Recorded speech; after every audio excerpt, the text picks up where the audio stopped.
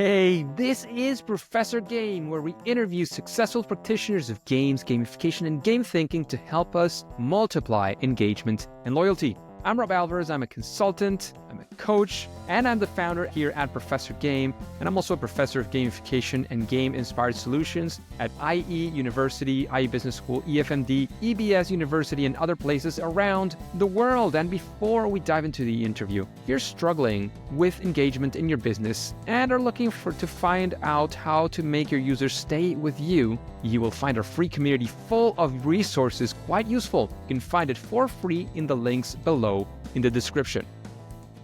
So engagers, welcome back to another episode of the Professor Game podcast. We have Kathrin with us today. So Kathrin, we need to know, are you prepared to engage? Yeah, I'm here, so I'm prepared. Let's do this. We have Kathrin with us today. Kathrin Fischer, is that a good way to say it? Yeah. She's a teacher and learning therapist from Germany who focuses on applying TTRPGs, so tabletop role-playing games, as a method in learning since 2019. And with her company EduTale, she provides workshops and material for educators and therapists. She also works at the Bonn Lab for Analog Games and Imaginative Play at the University of Bonn. So Kathrin, is there anything that we're missing from that intro? No, I think that's most of the things I am actually doing. Yeah. Amazing. So Kathrin, when, we were before this chat, I know you were at a conference. Today you were working in the morning, but in general, what do your days look like? What kind of things are you doing? Or maybe your weeks? I don't know. Whatever you want to go for. We want to be there with you. Yeah, my days are actually really different. I have days when I'm in the afternoon all the time in a therapeutic settings with kids in occupational therapy and learning therapy, and I work together with other therapists. And there I do about 3 hours, each 1 hour, so 3 groups, one after the other, in TTRPG, applied TTRPG, to help them to evolve their skills they need at school to participate in a way that's more fun for them. There's, at least in my mind, before actually starting to learn a bit more, again, I've said this several times, I haven't done TTRPG yet. I want to. I'm just looking for... Yes, it is. I agree. And I had opportunities when I was younger and had time. Now it's a bit more tough, but I will find my chance. But there's sort of myths when you say, well, TTRPG for 1 hour. Is it like, I know it is feasible, but how is it feasible? So when people say, 1 hour, I mean, 1 hour you could achieve it. But 1 hour sounds like TTRPGs are always like you sit down and spend the whole night doing your TTRPG or whatever. That's how it's done in the hobby. And a lot of people who play in the hobby say, okay, I play 6 hours and it's nothing. It's just how it's done. I have to engage. I need my immersion and I need time for this.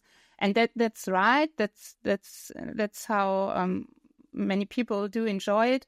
But in the therapeutic setting, we have just 1 hour. That's the hour that's paid. Yep. And that's also the hour they have in their free time or in the time they can use for this. And you can just think of it like you look a series. You can do a lot of cliffhangers. You can use the start of the session or of the therapeutic session to ask, what did we do last time? And then dive in again.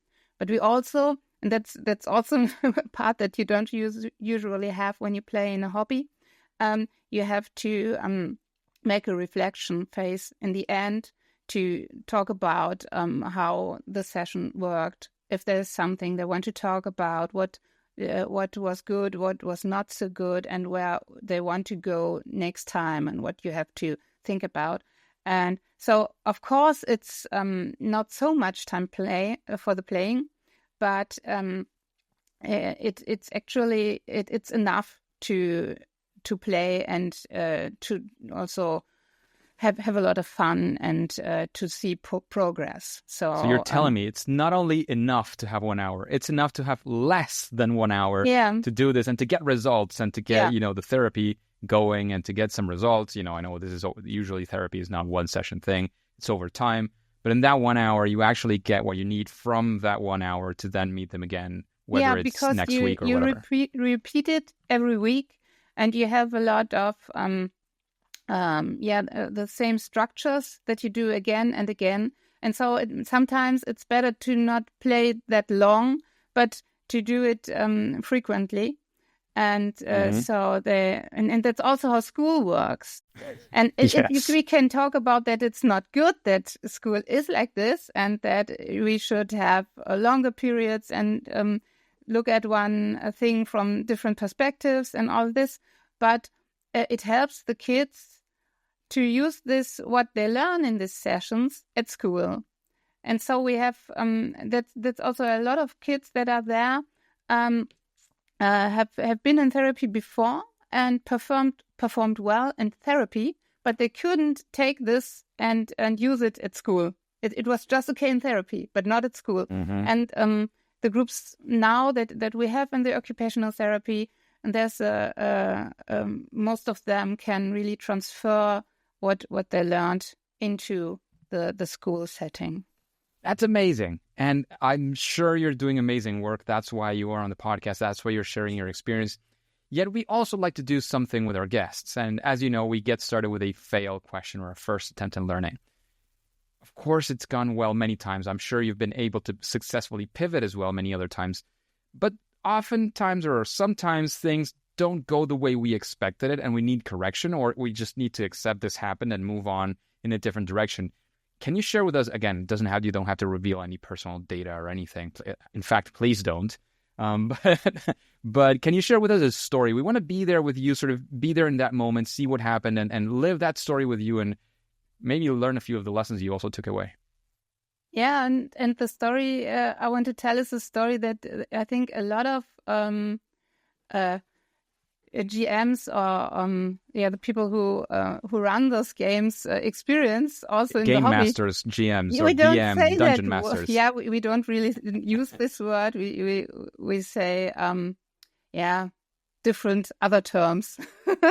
No, I know. Facilitator, it's just the game for facilitator. those of us who are not in the lingo of the of DM and GM and that kind of stuff. Yeah. In Germany it's even worse because master has another. Yeah, it's hierarchical as well. Yeah, really hierarchical. But the thing I want to talk about is that in the beginning, mostly it was in the beginning, that I just thought of a story I wanted to play with the kids to make them experience a specific world and specific characters they should interact with. And then we started the game, and I had written down all the things I wanted to do, and they just, when I started the game, they said, no, we don't think it's interesting. We don't want it. And in the first sessions, I stayed at my plan. But that doesn't make any sense because you have to listen to the kids and ask you, so who do you want to meet and where do you want to travel to? And just do it. And never stick to your plan. Never stick to your plan of the story. You can put their riddles inside and you can make them experience those things that you planned, but not the way you planned before. You can just do it in a reaction of when you see what they really want to do. And so this is the thing that mostly is a learning I did, and it's also a bit of it's a bit a difference to that. It doesn't really work because I made a game with a written story, and this is actually working, and they play it, and it seems to work. But I think when you play with kids, you have to listen to them, and this is the worst thing than just keep when you stay with a story you want to tell and not listen to them, and so. So what I'm guessing from this is one of those times, or maybe the first time or times, you try to stick with the story. Yeah. Is there any funny story, anything that happened during that period where you were just trying to hold on to things that maybe you should have let go? Yeah, they just you have this feeling of we're not working together. Now we have a fight between me and them, or between them and they're not working with each other, and so. They do all kind of stupid things, and And that's actually really interesting what they do, because they do everything just so you can't go on with your plan. And there are really cool ideas they do, because when they just go into the other direction, or they just try to ignore people that stand before them and turn around, and they become extremely creative to avoid your path. And so you do they somehow know what your path is? Is there a way for them to have this preconceived idea of where they quote unquote should be going, and they're going against it? Yeah, of course. And when you make a game out of this, it's really funny when you play it this way and play with them.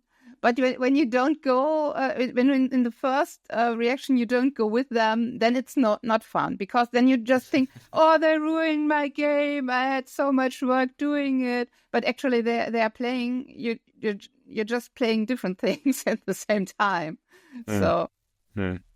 Amazing. And how about a time when things did go well? Like, let's take a spin on this and say, look, of course this can go wrong. Of course it can go in a different direction, or even, again, a good direction, even though it's different.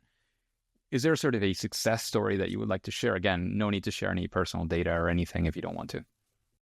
Yeah, that was actually also a story that I led on, because, and I say that I led on because often I'm not the GM in the groups. I let the kids be it and just play with them. But I had one group where I had a kid that wasn't used, or just couldn't really interact with others. That did not want, or wasn't used to be part of a group, and also didn't often meet with other kids in the free time. And with this group, I had a lot of really good experiences, because I just asked them, who do you want to play? Who do you want to be? What do you want to experience to be? And after they chose their characters, which was absolutely free. They could be everything. I just built around them the world that they want, that fit together with their concepts, and everything I created was just in reaction on their moves, and it was like a symbiosis, and it was a really good experience for all of them, and they asked me, and this is the really crazy thing. They asked me, how do you know what we are going to do all the time? How could you plan this all so well? And then I realized I didn't plan anything, but they experienced it as if I was leading them really through this. But they were walking on their own all the time, but they didn't get it. And we reflected this after this, and it was a really good arc also of the story. The story arc was peak. They fought gargoyles and controlled them after this, and rode a giant snake of rock through Paris in the 1920s. and they had a lot of fun. And after this, the one kid that was not really in the group from in the beginning, and always tried to avoid cooperating, also slid into the group more and more. Also because I had some experiences where the others needed the help of this one, and so it felt that it had to help them, and then they really became one and played together. And after this, they also stayed as friends. And that's really the happy story I have to share. There are also other little ones, but I'm super curious. Just you can share others if you want, but I'm super curious. Like, no, this is the most important for me.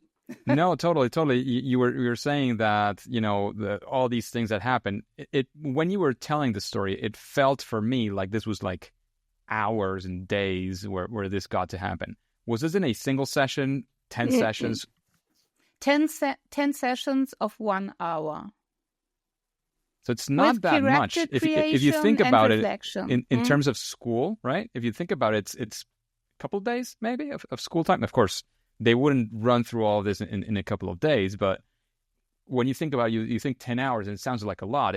And these kids are at school. It's not really that much time in terms of school, right? Yeah, and they also wrote letters and decoded a lot of riddles and evolved their characters, and that's also things they did. But they grew together as a group. Yeah. Awesome. That sounds fantastic. So, Kathrin, I'd love. Well, did you want to share any other happy story that you have? It's perfect timing. Yeah, there are little other stories. There's the girl that left the occupational therapy because she didn't need it anymore. And there are a lot of those. But she said, yeah, at the beginning I didn't really understand that this was actually a serious thing, but now I'm not afraid of talking in class anymore, which was my problem. And now I talk a lot more. And so my grades are better because the teacher realizes that I'm there. And now I also have a boy who always was talking and not thinking about if he should talk. And he realized that... that's a bit of a classic, no? Yeah. But in the game, when you say something and you didn't think about it, it happens anyway. Yeah. And then you did what something. You say has a meaning, yeah. Yeah. And there's a reaction from the world. And sometimes it's not the one that you want. And then you think before you talk. And he also managed to control this better. And but it wasn't that he didn't talk anymore. But when he said something, it had the impact he wanted to. And the others listened to him also because they knew he's not just talking all the time. He's really wanting to tell us something now. And that's a difference. I mean, I know it's 100% super different, but, the other day I was telling my daughter, she's 2 years old, to keep this in mind. I was telling her, like, when you say something, it has a meaning. Like, I believe you, and I always will believe you. And I want to make sure that what you tell me is what you want to tell me. She's like looking at me like, oh, okay. Like absorbing this early on that your words have meaning. For me, like it was like a moment I realized I was telling her this. I mean, hopefully I'll have to just say it only like 30 more times, but hopefully it'll have an effect, right? But that whole thing of your words have meaning, I can't think of a better example than you're in a game, and when you say something, it changes whatever is changing. So your words have meaning, consequence, and so on. So I love it's a storytelling game, and what you say is the game. Yep. Your words are the game. Games being built as you speak, literally. So, Kathrin, if you were like, of course, you use this in therapy, so you probably already have like a method to it. But if you were going to tell, or maybe what's that method if you have one? I don't know, wherever you want to guide us. But I'm thinking of either what your method, if you have any steps when you're applying this, or if somebody else were going to apply it. Or again, if you're going to do something different using TTRPGs, how would you go about doing something like that? We would basically get a bit into your mind and try to extract some of that for the benefit of the engagers. Yeah, the first thing is like every teacher or therapist, you look at what goals do you have. And if the goal is you want to make them experience something together or to become a group, to work as a group, then you choose a game that's better for this. If you want them to experience or to train listening and talking one after the other, you use a game that trains this. If you want them to experience a certain kind of feeling or tone, then you take a game that's for this. And if you would just want them to do different tasks, you can put them into the game, but you should also take a game where this fits into and doesn't appear like something that doesn't really belong to it. So and doesn't really fit. There of course, a lot of things you can do, but the most important thing is that you should use the most the easiest game you can for this goal. So because if you have a lot of law and if you have a lot of rules, that's also something you have to manage work with until you can actually play. And when a lot of teachers they just use the games that are there and don't have to use names, but they are not always the best games for achieving those goals. And so if everybody likes them and if everybody knows them already, just do it. But if you want to achieve a specific goal, then you may have to just take something easier or just make a new game or a new hack. And fantastic. And Kathrin, in this world of using TTRPGs for many different things as you do, is there something that you would call perhaps a best practice? Not a silver bullet, not something that works for everything, but something that you say, well, do this and at least you'll get, better results than you would if you didn't, essentially. Yeah, it so depends on what you want to do. I would say that you may it's I have so many different games and so many different targets at the moment. But for example, if you look at the For the Queen games, that are games that are just storytelling games without a lot of rules there, they're just talking. So I think if you use them to have specific experiences of maybe when you play against the monster, when you want to experience something about otherness and a fear of something that's different and talk about this, then you can actually use this really good.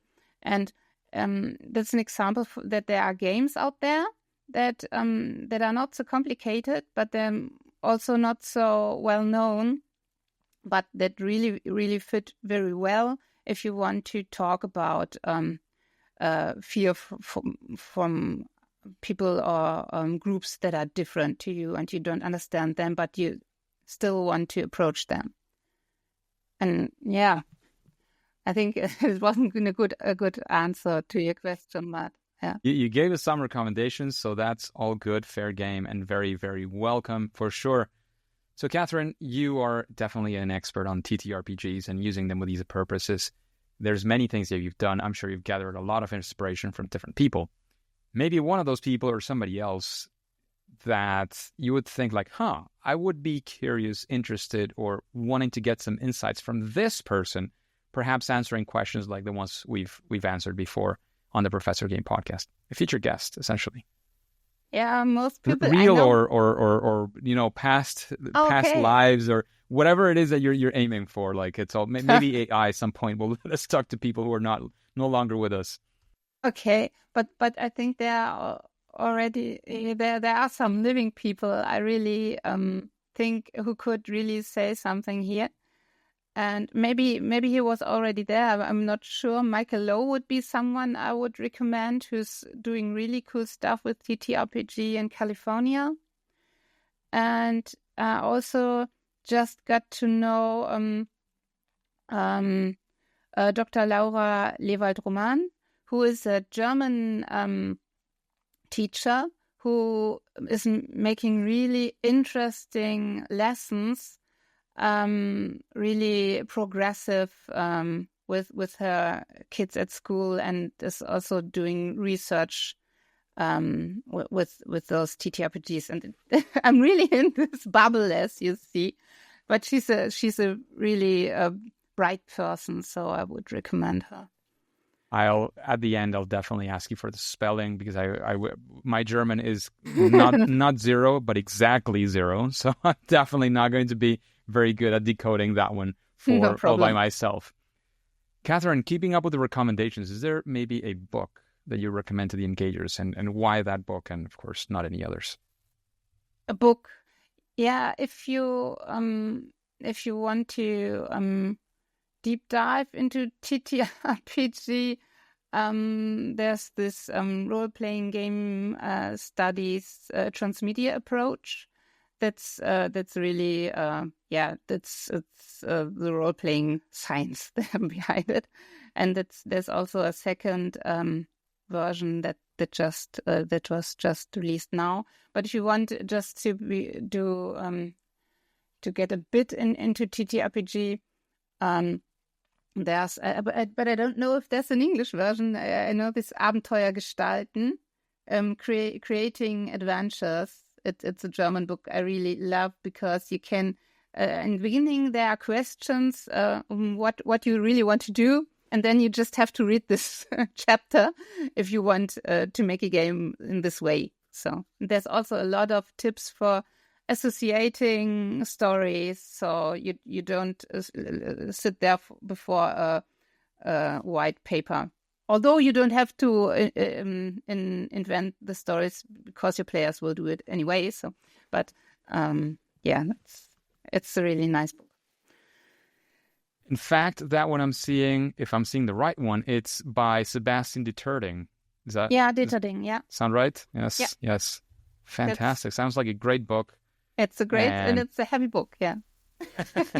Well, Sebastian is a researcher and he does heavy thinking, so it makes sense that for it to be a heavy and rich book in that sense. So in this world of TTRPGs, Kathrin, and keep in mind superpowers are not exclusive. Many can fly, many have a lot of strength. What would you say is your superpower? That thing that you do at least better than most other people? I think one thing is that I have a lot of really, really fun playing, and also and when I'm in this applied setting and I'm there as the expert, I can still be a playing kid at the same time. And I think not everybody can do this. And I think it's a superpower. Maybe others think she's just crazy, but I really enjoy it because it makes my work a lot more fun. I am sure it does, and it's very, very important. And I do think it is also, like you, I think it is very, very useful. So, Kathrin, now we get to the difficult question. What would you say is your favorite game? And of course, we suggest staying away from your own games because it's an easy way to get there. Or if you have many, it becomes difficult again. Yeah, I always say the best game is always the one you invent with a group you're playing at the moment. This is my scientific answer. But the game I'm playing the most or played the most during the last year was For the Queen by Alex Roberts. And it's a really fun game. Maybe not for those really little kids. Maybe you should take some cards out because it's a bit psychological. But it is psychological, and that makes it really good. And it's about dependency and a toxic relationship. And you can experience this with this game. and then talk about it and if it's good or not.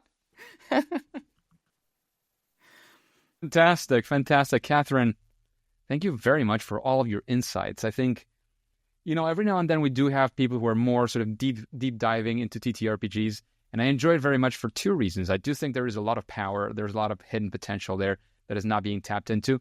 To be fair, lately we've had a bit more than we usually used to have, but it's a big pleasure. And the other one is that me personally, I enjoy it because I know I have not yet benefited as I know I want to from TTRPG. So there's definitely many, many benefits for me as a podcast host, and I'm sure for the engagers as well. However, Kathrin, all good things do come to an end. And even though we've been having a great time, it's also time to say goodbye. And before we say goodbye, is there any final words you want to say, where we can find out more about you? This is your time to say whatever comes to your mind. Yeah, you can go to my website, edutale.de. It's a German website, but I think you can use Google Translate. And you can look, when you are interested into the scientific stuff, you can look at the LAGIP, Bonn Lab of Analog Games and Imaginative Play, where I'm also working and where we do a lot of cool stuff.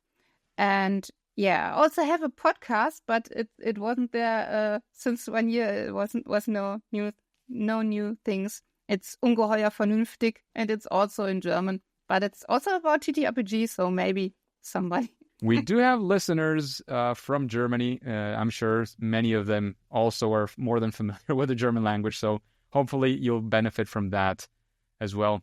Kathrin, again, it's been a pleasure having you on.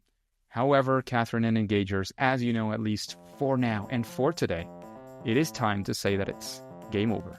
Hey Engagers, and thank you for listening to the Professor Game podcast. And since you're interested in this world of creating motivation, engagement, loyalty using game-inspired solutions, how about you join us on our free online community at Professor Game on School. You can find the link right below in the description, but the main thing is to click there, join us. It's a platform called School. It's for free, and you'll find plenty of resources there. We'll be up to date with everything that we're doing, any opportunities that we might have for you. And of course, before you go on to your next mission, before you click continue, please remember to subscribe using your favorite podcast app and listen to the next episode of Professor Game. See you there.